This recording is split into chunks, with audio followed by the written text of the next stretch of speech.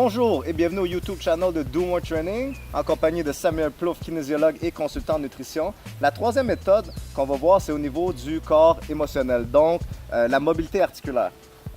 Quelque chose de très important au quotidien, on est assis de plus en plus, on bouge de moins en moins.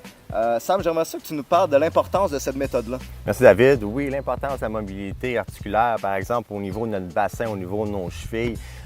Si on a une bonne mobilité, on est en mesure de faire un bon squat, par exemple, complet avec le dos au doigt, sans compensation.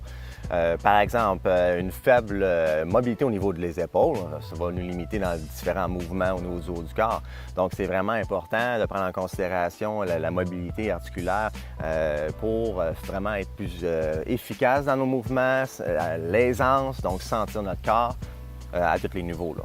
On remarque aussi au niveau avec nos athlètes, quand on met un focus sur la mobilité articulaire, une grande baisse de blessures quand ils pratiquent leur sport. Pour les blessures, définitivement, on va considérablement diminuer le risque de blessure. La mobilité articulaire, nécessairement, va éviter les compensations. On va éviter d'avoir les maux de dos, les maux de genoux, les maux de cou, les maux d'épaule. Donc, on va vraiment être en contrôle de notre corps. Lors des mouvements, on va être en mesure de savoir les muscles qui doivent être relâchés et les autres qui doivent être en contraction. Donc, ça va faire en sorte qu'on est vraiment en contrôle de notre corps et ça part de la mobilité. OK. Est-ce que tu as un protocole ou des conseils ou des méthodes qu'on peut faire de mobilité articulaire? Définitivement. Moi, j'y vais avec 5 minutes d'échauffement, si on veut, au niveau de la région qu'on va plus cibler au niveau du travail de la mobilité.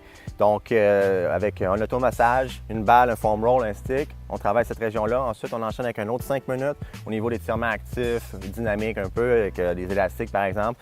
Et ensuite, on va enchaîner avec une position, par exemple, comme le squat, position basse. On va tenir 30 secondes. On peut faire ça 4 séries, par exemple. On tient une autre position aussi au niveau du haut du corps, par exemple. On se tient une barre, très bon pour la cage thoracique, très bon pour soulager le bas du dos. On tient 30 secondes. Si 30 secondes, c'est trop intense, trop avancé pour vous, 15 secondes. Oui. Hey, merci beaucoup, Sam. Plaisir. Donc, encore une fois, l'idée, c'est de l'essayer. Essayez là d'un maintien suspendu pendant quelques secondes.